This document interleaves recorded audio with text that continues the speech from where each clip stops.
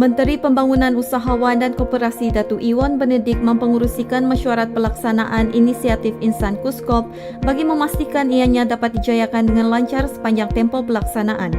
Inisiatif Insan Kuskop merupakan program memperkasa pendidikan kepada anak-anak keluarga yang berdaftar dalam IKASI melalui sumbangan sosial korporat Bank Rakyat yang diurus oleh Yayasan Bank Rakyat. Sebanyak 3 juta diperuntukkan untuk inisiatif tersebut yang akan diadakan secara rintis di 3 kawasan Parlimen Utara Sabah iaitu Kudat, Kota Merudu dan Kota Belud yang mempunyai daftar IKASI yang tinggi. Menurut Iwan, inisiatif Insan Kuskop merangkumi bantuan pengangkutan, bantuan asrama desa atau transit, bantuan persekolahan, bantuan awal pengajian, tuition dan seminar pendidikan yang dilaksanakan secara bersasar. Program Insan Kuskop telah dilancarkan pada 30 Disember tahun lepas oleh Yang Amat Berhormat Ketua Menteri Sabah Datuk Seri Panglima Haji Jinor sempena Majlis Satuni Rakyat Madani Kuskop di Kedamaian Square, Kota Belud. Iwan menambah, komponen seterusnya inisiatif Insan Kuskop adalah membantu melahirkan anggota keluarga berdaftar IKASI ini menjadi usahawan kecil bermula di lokaliti masing-masing. Turut hadir dalam mesyuarat tadi ialah Ahli Parlimen Kudat Datuk Verdon Bahanda, Pengarah Pejabat Pembangunan Negeri Sabah Samsul Dola, Pengerusi Yayasan Bank Rakyat Datuk Philip Lasimbang dan Ketua Pegawai Penyelaras Sekretariat SMJ Sabah Datuk Rosmadi Datuk Sulai.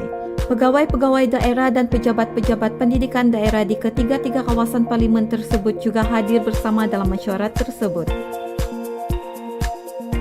Majlis Pengiktirafan Kecemerlangan Akademik Mekar bagi sesi 2023 hingga 2024 yang berlangsung baru-baru ini bagi memberi pengiktirafan dan penghargaan kepada guru-guru di daerah ini. Acara ini disempurnakan oleh Timbalan Pengarah Sektor Pembelajaran Jabatan Pendidikan Negeri Sabah Haja Noraini Fauzia Darin yang mewakili Pengarah Pendidikan Negeri Sabah Datuk Haji Raizin Saidin. Beliau turut menekankan bahawa tanggungjawab membentuk kecemerlangan pelajar tidak hanya bergantung kepada guru semata-mata, tetapi melibatkan kerjasama erat antara ibu bapa, masyarakat dan pihak berwajib. Walau bagaimanapun, guru tetap menjadi teras utama dalam memastikan masa depan bangsa yang gemilang. Manakala dalam ucapan alu-aluan daripada Pegawai Pendidikan Daerah Kota Belud, Ustaz Dr. Jafran Haji Kusin menekankan pentingnya pengiktirafan ini sebagai pemangkin kepada semangat para guru untuk terus mencapai kecemerlangan. Jafran turut merakamkan penghargaan kepada Menteri Pembangunan Usahawan dan Koperasi merangkap Ahli Dewan Undangan Negeri Adun Kedamaian, Datuk Iwan Benedik atas sokongan tidak berbelah bahagi terhadap program-program pendidikan di Kota Belud.